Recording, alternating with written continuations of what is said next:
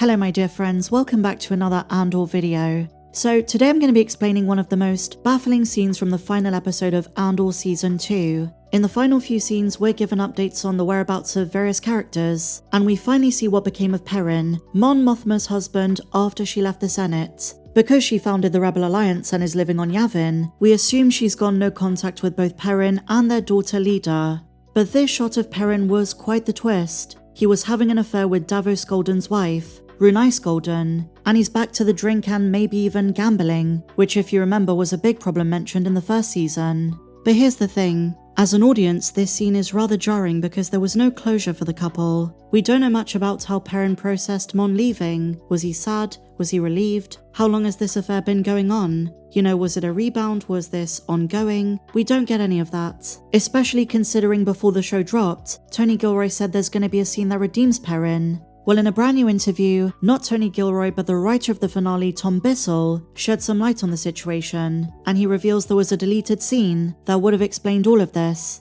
There was originally going to be an additional scene where Perrin speaks to Mon one more time before she escapes to Yavin, and he was going to reveal he knew everything. The rebellion, her finances, the situation with Takolma, everything. And not just this, Perrin was fine with it. A big reveal is that he was protecting Mon the entire time.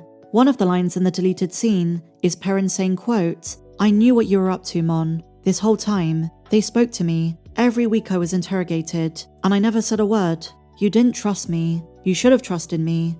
In that moment, Tom Bissell says Mon Mothma realizes, despite their problems, her husband was there for her.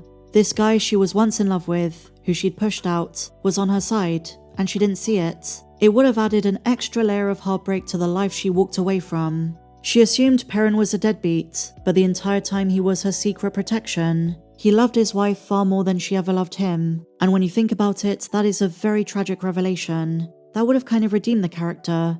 But there's an even bigger question mark I think fans want addressed. It's great we know what happened to Perrin, but what about Mon's daughter? Did Leda get her happily ever after? Or does she have a future in another Star Wars project? I've already suggested that maybe during the Age of the New Republic, to get back at her mother for maybe making her life fall apart, we don't know what happened when Mon left. Maybe she joins the Imperial Remnant, and one day the First Order. Again, I don't know if it's something Tony Gilroy really cares about. The purpose of showing us Mon Mothma's family in this show was to demonstrate just how much she had to sacrifice for the rebellion. And it was a pretty heavy price. Even a good haircut. I mean seriously guys, the rebel barber on Yavin must be terrible at their job.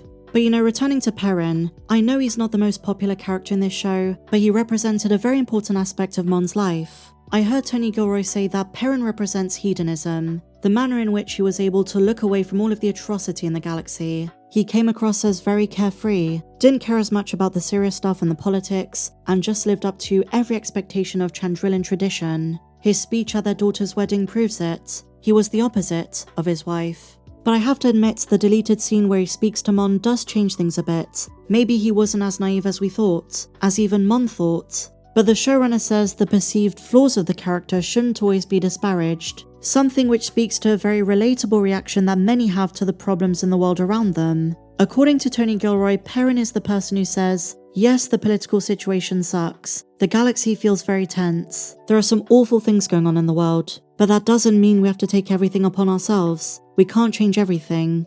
Perrin represents the person who just wants to live their life. And Tony Gilroy says there are more people than we think who embody this mindset. And there's a level of sympathy a lot of folks can relate to with that.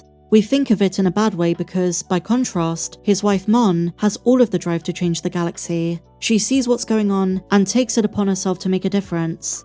Tony says they both made a choice. Perrin knew what was going on, and he was far more aware than we thought, but it just wasn't his calling. He had the grace and love to protect his wife, but he didn't join the fight. That's not the kind of person he was. Something else the showrunner wants fans to remember is that these two were married since they were teenagers, so Perrin understands Mon more than she thinks. And they both come from wealth. They're sophisticated, but they live a life of expectation. Mon saw it as a box, a confinement to break free from, whereas Perrin saw it as a privilege and a luxury. But right to the end he says, there was still affection. These are two individuals who still understand each other, even if they have their quirks and their differences, and they're not always on the same page. But I interpreted Perrin's decision to have an affair with Davos Golden's wife as coming from a place of desperation, anger, and betrayal. Because if he knew the truth of Mon's rebellion and everything she was up to and he was fine with it, he probably feels confused and abandoned. He might be thinking, is that what I get for everything I've done for you? Is this my compensation? No real explanation, you just walked away from the life we built together. So from Perrin's perspective, of course it's gonna hurt. At first glance, when this scene came up, your reaction is, oh my gosh, look what he's become. How terrible, what a scumbag. Why would he do that to Mon? But there's so much more additional context. But on the subject of deleted scenes and scrapped concepts, the Perrin scene wasn't the only one. In fact, fans are wondering what happened to Kino Loy. It wasn't just a bit of fan speculation that he might have been back for season 2, it was officially confirmed a couple of years ago. Both Andy Serkis and Tony Gilroy confirmed Kino Loy survived Narkina 5. Even if he didn't know how to swim, he found his way out. And so along came Andor season 2, 12 episodes done, the finale came around and we didn't see a single scene from him. And so fans are wondering, considering Andy was on set, what happened? Well, Tony Gilroy's addressed this. He doesn't want to say for certain if there was a definitive scene that was removed from the final 3 episodes, but he does say this. In reference to season 1, Andy dropped the mic. What am I going to do that's going to be better than what we did? All that would have done is minimize the moment. I know a lot of people were talking about whether we had a way of bringing him back, but I didn't want to have that sort of coincidental environment. He didn't want to have Kino shoehorned in, and he certainly didn't want to step on the toes of the Narkina 5 arc and One Way Out. If there was a way to do it, it would have to be organic, but there was no angle that pleased Tony, so I guess it just wasn't meant to be. But considering all of the reports that he was in season 2, I suspect they might have filmed something that was just left out. Now I'm just getting started because guess what? We've just learned about another deleted scene. This one was going to be another flashback to Luthen and Clea. This scene involved the very first time Luthen took Clea to Coruscant and entering the Antiques Gallery for the very first time. Once again a concept that was scrapped. I personally think the use of flashbacks in episode 10 was perfect. This additional scene would have been awesome, but they didn't need to over-egg the pudding. The message of how the relationship was formed really came through.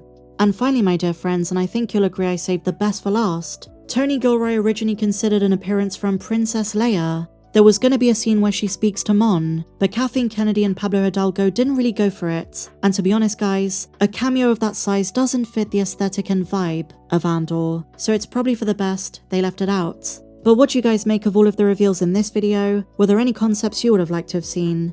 Share your thoughts in the comments down below. If you enjoyed this one guys, please be sure to give me a big fat thumbs up. Subscribe if you're new. Please check me out on socials, the link to my Patreon is down below, and I'll see you in the next one. May the Force be with you, always.